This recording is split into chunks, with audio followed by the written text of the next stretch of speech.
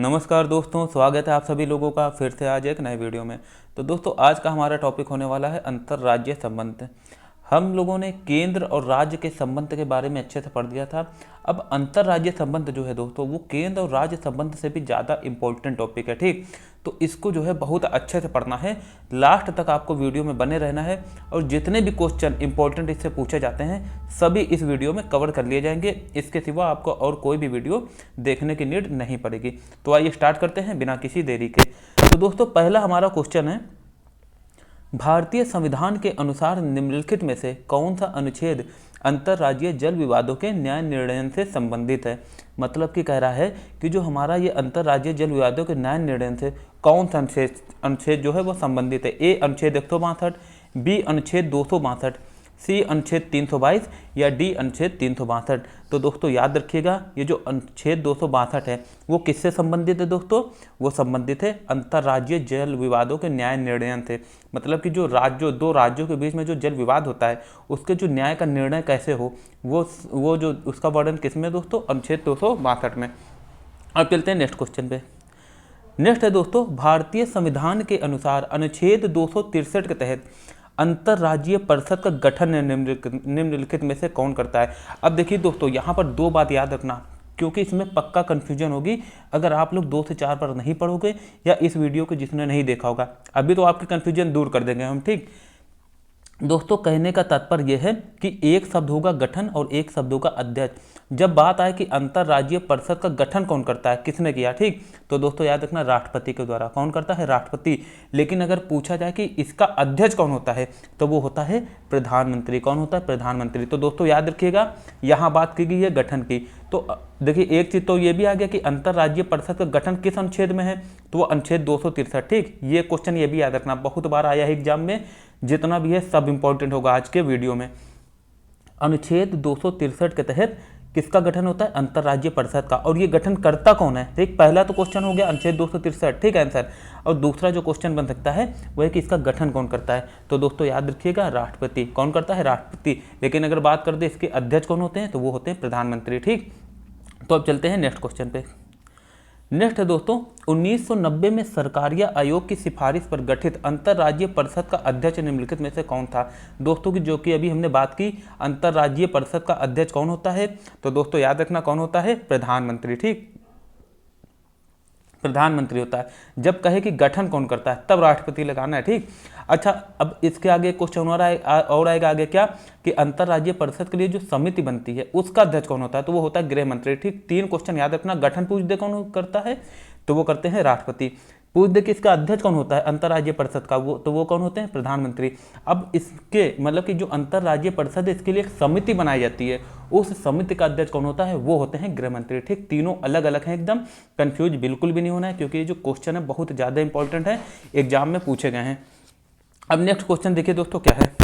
Next question है दोस्तों हमारा, अंतर्राज्यीय परिषद की स्थायी समिति का अध्यक्ष निम्नलिखित में से कौन होता है, जो कि अभी अभी हमने बात की दोस्तों, कौन होता है, गृह मंत्री, ठीक। तो देखिए 3 बात याद रखना, 3 बात। गठन कौन करता है, राष्ट्रपति।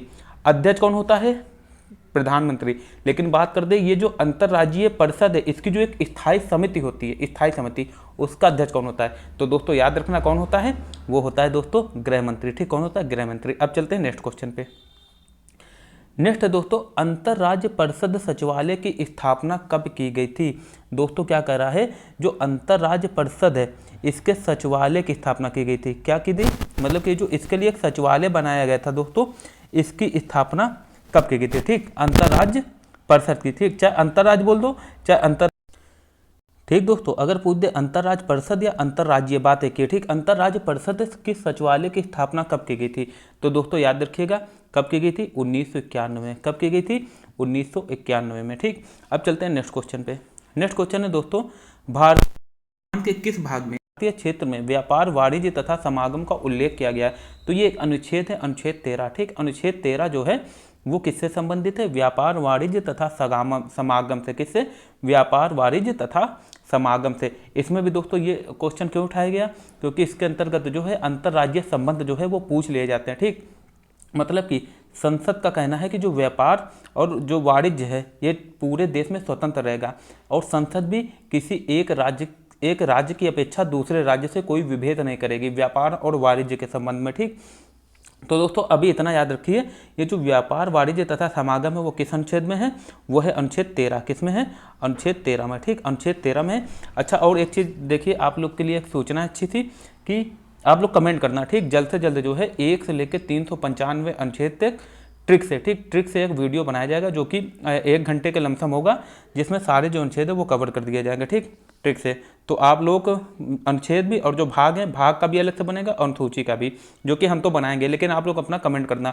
और दोस्तों अगर ये वीडियो अच्छा लग रहा हो तो इसको प्लीज़ सब्सक्राइब कर दीजिएगा। सब्सक्राइब करना देखिए आपका मात्र 10 सेकंड जाएगा, लेकिन इससे हमारी क्या है, रिच बढ़ेगी तो मोटिवेशन बढ़ेगा तो आपका जो स्टडी है उसको आसान बनाने में हम और ज़्यादा अच्छे तरीके से प्रयास कर पाएंगे। ठीक, तो दोस्तों अब चलते हैं आगे दोस्तों, संपूर्ण भारतीय क्षेत्र में व्यापार वाणिज्य तथा समागम स्वतंत्र होगा, निम्नलिखित में से किस अनुच्छेद के तहत यह प्रावधान किया गया है। ठीक, क्या मतलब कि जो व्यापार वाणिज्य तथा समागम स्वतंत्र होगा, ये किसके तहत किया गया है, ये 301 के तहत। किसके तहत कहा गया है, 301 के तहत, याद रखना 301 के तहत कहा गया है। ठीक, अब चलते हैं नेक्स्ट क्वेश्चन पे। नेक्स्ट है दोस्तों, क्षेत्रीय परिषदों के संदर्भ में निम्नलिखित में से कौन सा कथन सत्य है। यह एक संवैधानिक निकाय है, यह एक सांविधिक निकाय है, इसका गठन संसद द्वारा अधिनियम बनाकर किया गया है, या इनमें से कोई नहीं। तो दोस्तों याद रखना, ये जो क्षेत्रीय परिषद है यह एक सांविधिक निकाय है। कैसा है, सांविधिक निकाय। इसका गठन संसद द्वारा अधिनियम बनाकर किया गया है।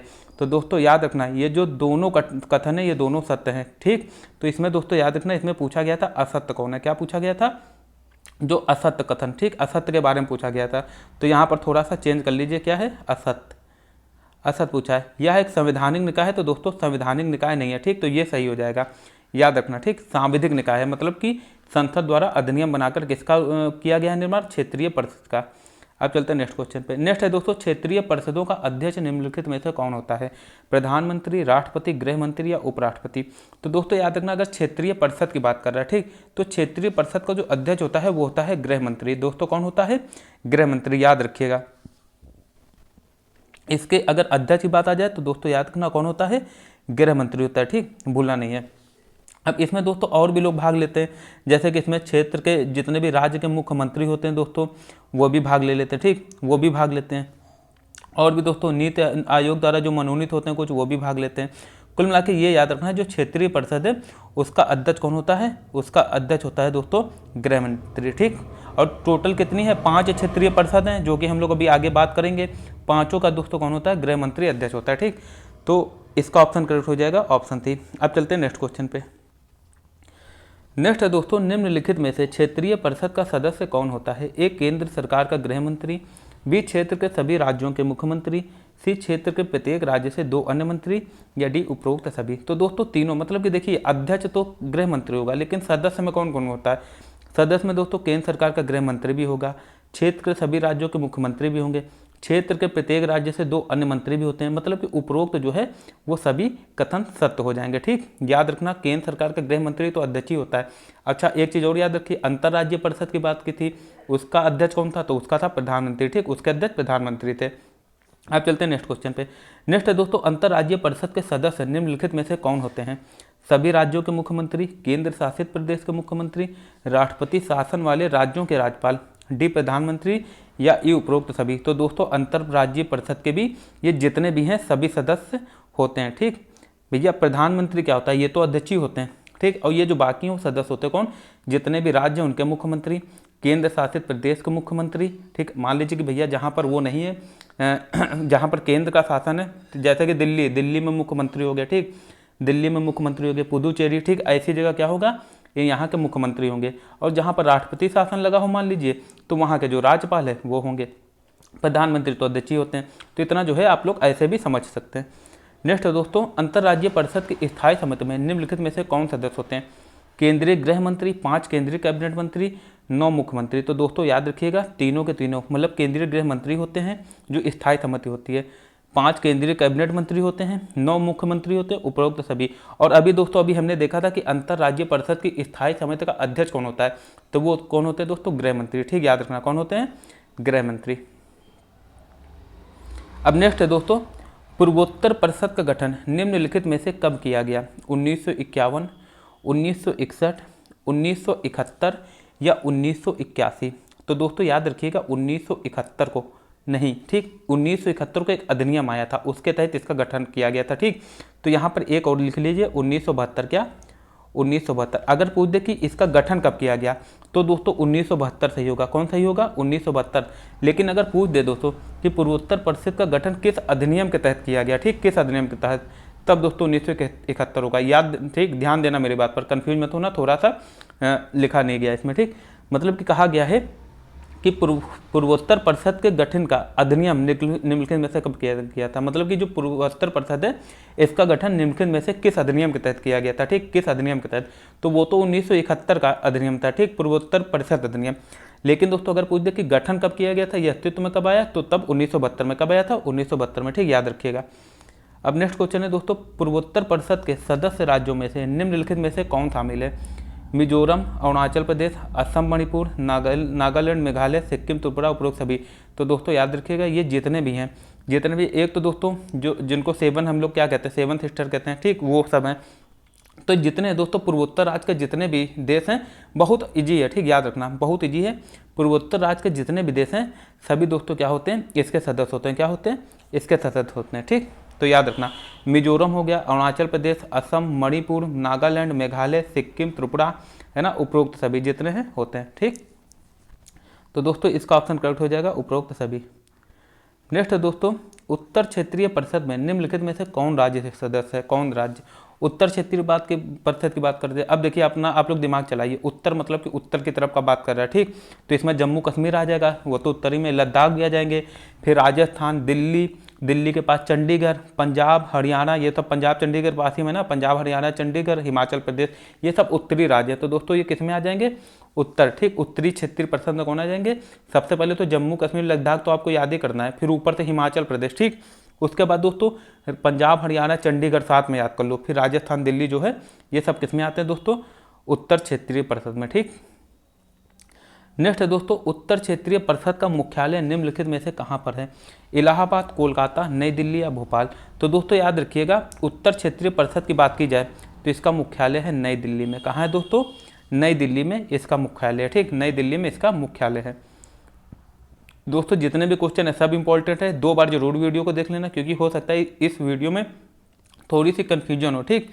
लेकिन 2 से 3 बार देखोगे तो आपका जो है एकदम से रट जाएगा, ठीक। और थोड़ा अपने मन से ट्रिक बनाना भी सीखिए। जब खुद से बनाओगे ना तो चीज़ें जो है आपके सबकॉन्शियस माइंड में सेव होंगी, मतलब कि जो आपका अवचेतन, मतलब कि सबकॉन्शियस जो माइंड है उसमें सेव होंगी, फिर जो है वो चीज़ें आपको लॉन्ग टर्म तक याद रहेंगी। नेक्स्ट दोस्तों, मध्य क्षेत्रीय परिषद में निम्नलिखित में से कौन से राज्य सदस्य हैं? अब भैया मध्य में कौन कौन आ जाएगा? मध्य प्रदेश तो है, ये मध्य प्रदेश से अलग होकर कौन बना था दोस्तों? छत्तीसगढ़, ये भी है। उत्तर प्रदेश से कौन अलग होकर बना था? उत्तराखंड। तो देखिए बहुत इजी है, अगर आप लोग ट्रिक बना के देखो तो मध्य में उत्तर प्रदेश याद रखो, मध्य प्रदेश, ठीक, खाली 2 याद रखो, उत्तर प्रदेश, मध्य प्रदेश। यूपी से अलग हुआ था उत्तराखंड, तो उत्तर प्रदेश, उत्तराखंड। मध्य प्रदेश से अलग कौन हुआ? छत्तीसगढ़, तो मध्य प्रदेश, छत्तीसगढ़। ये किसके अंतर्गत आते हैं? ये जो है उपरोक्त सभी में आ जाएंगे, ठीक। यूपी, उत्तराखंड, एमपी और छत्तीसगढ़, ये किस में है? मध्य क्षेत्रीय परिषद के अंतर्गत आते हैं, ठीक। अब चलते हैं नेक्स्ट क्वेश्चन पे। नेक्स्ट है दोस्तों, मध्य क्षेत्रीय परिषद का मुख्यालय निम्नलिखित में से कहाँ है? इलाहाबाद, लखनऊ, भोपाल या देहरादून? दोस्तों याद रखिएगा, मध्य क्षेत्रीय परिषद का मुख्यालय पूछना है, ठीक। तो ये है उत्तर प्रदेश के इलाहाबाद में, जो कि अब प्रयागराज के नाम से भी है, ठीक, जिसको अब हम लोग क्या कहते हैं? प्रयागराज कहते हैं, ठीक। क्या कहते हैं? प्रयागराज, ठीक। तो प्रयागराज, इलाहाबाद कुछ भी आ जाए तो आप लोग लगा देना, किसमें? जो मध्य क्षेत्रीय परिषद है उसका मुख्यालय कहाँ है? प्रयागराज या इलाहाबाद। अब चलते हैं नेक्स्ट क्वेश्चन पे, ठीक दोस्तों, याद रखना। नेक्स्ट है दोस्तों, पूर्वी क्षेत्रीय परिषद का मुख्यालय निम्नलिखित में से कहाँ है? अब देखिए पूर्वी क्षेत्र, ये पूर्वोत्तर नहीं है, याद रखना, पूर्वी है। पूर्वी क्षेत्रीय परिषद का मुख्यालय कहाँ है? तो देखिए दोस्तों मुख्यालय कहाँ है? कोलकाता, पटना, पुरी या रांची? तो दोस्तों याद रखिएगा कोलकाता। कहाँ है? पूर्वोत्तर क्षेत्रीय परिषद का मुख्यालय कोलकाता में। देखिए फिर से याद रखिए, उत्तर क्षेत्रीय परिषद का मुख्यालय पूछ दे न्यू दिल्ली, मध्य का पूछ दे तो इलाहाबाद, और दोस्तों पूर्वी क्षेत्रीय परिषद का अगर पूछ दे तो याद रखना कोलकाता। कहाँ पर है? कोलकाता, वेस्ट बंगाल के, पश्चिम बंगाल के कोलकाता में, ठीक। नेक्स्ट दोस्तों, पूर्वी क्षेत्रीय परिषद में निम्नलिखित में से कौन से राज्य सदस्य हैं? ए बिहार तथा पश्चिम बंगाल, बी उड़ीसा, सी झारखंड, डी उपरोक्त सभी। तो दोस्तों जो पूर्वी है वहाँ पर सभी हैं, कौन? बिहार, पश्चिम बंगाल, उड़ीसा और झारखंड, जितने भी हैं पूरा साइड में बिहार, पश्चिम बंगाल, ठीक, ये तो है ये। उड़ीसा, झारखंड, ये जितने भी हैं दोस्तों ये पूर्वी क्षेत्रीय परिषद के सदस्य हैं। ठीक, पूर्वी क्षेत्रीय परिषद के सदस्य हैं, याद रखना। ठीक, अब नेक्स्ट चलते हैं। नेक्स्ट है दोस्तों पश्चिमी क्षेत्रीय परिषद। अब पश्चिम की बात कर रहा है, पश्चिमी क्षेत्रीय परिषद तथा दक्षिणी क्षेत्रीय परिषद का मुख्यालय क्रमशः कहाँ है। ठीक, ये क्या पूछा है, मुख्यालय कहाँ है। ठीक, मुख्यालय देखिए दोनों का पूछा है, पश्चिमी क्षेत्रीय परिषद और दक्षिणी। तो दोस्तों पश्चिमी का कौन है, ये तो मुंबई है। कहाँ है, मुंबई में। ठीक, पश्चिम में।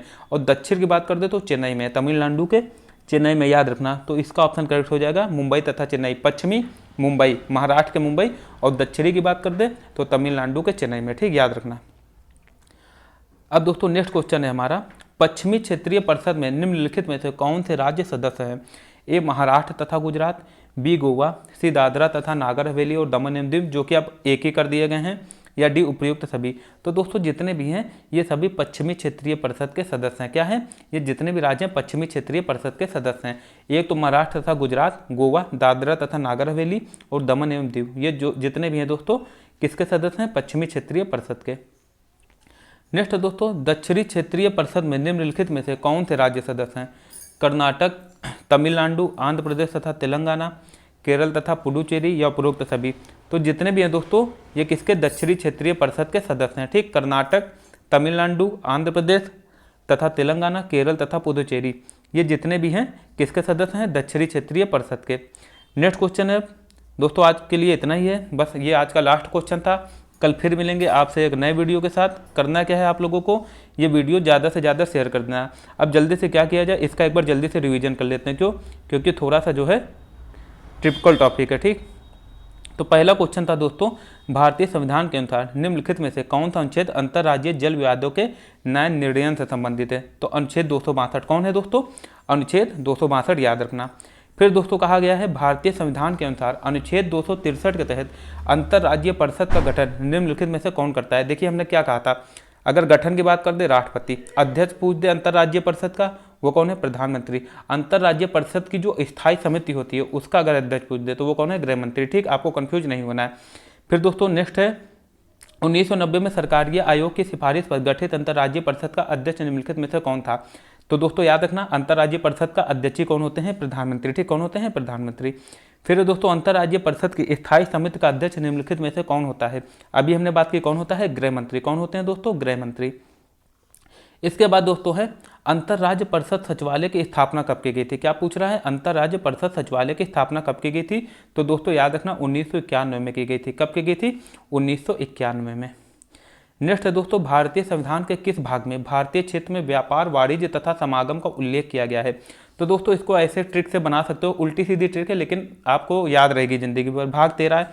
भैया व्यापार आदमी किससे करता है, खुद से तो करेंगे नहीं, किसी दूसरे से करेंगे, तेरे से। ठीक, हम लोग क्या कहते हैं, तेरा, तेरा मेरा। व्यापार किसका चलता है, तेरा मेरा। तो इससे क्या याद रखना, जो भाग 13 है, भाग 13 किससे संबंधित है, व्यापार, वाणिज्य तथा समागम से। ठीक, तेरा मेरा। व्यापार किसके बीच होता है, तेरे मेरे के बीच, मतलब किसी दूसरे के बीच ही तो होगा, और वो कौन होगा, तेरा होगा। ठीक,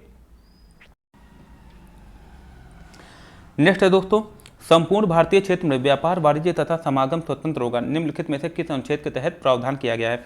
तो ये दोस्तों अनुच्छेद 301 के तहत किया गया है। किसके तहत, अनुच्छेद 301 के तहत। इसके बाद है दोस्तों क्षेत्रीय परिषदों के संदर्भ में निम्नलिखित में से कौन सा कथन असत्य है। कौन सा असत्य है, याद रखना। यह एक संवैधानिक निकाय, गलत है दोस्तों, क्योंकि यह एक सांविधिक निकाय है। इसका गठन संसद द्वारा अधिनियम बनाकर किया गया था। ठीक, तो दोस्तों याद रखना यह एक संवैधानिक निकाय है। ठीक, इसके बाद दोस्तों कह रहा है क्षेत्रीय परिषदों का अध्यक्ष निम्नलिखित में से कौन होता है। दोस्तों याद रखना क्षेत्रीय परिषदों का अध्यक्ष टोटल कितने हैं, 5 हैं। और पांचों कौन कौन से, उत्तर क्षेत्रीय परिषद, मध्य क्षेत्रीय परिषद, पूर्वी क्षेत्रीय परिषद, पश्चिमी क्षेत्रीय परिषद, दक्षिणी क्षेत्रीय परिषद। सबके दोस्तों कौन है, सबके जो हैं अध्यक्ष कौन होते हैं दोस्तों, ये होते हैं गृह मंत्री जी।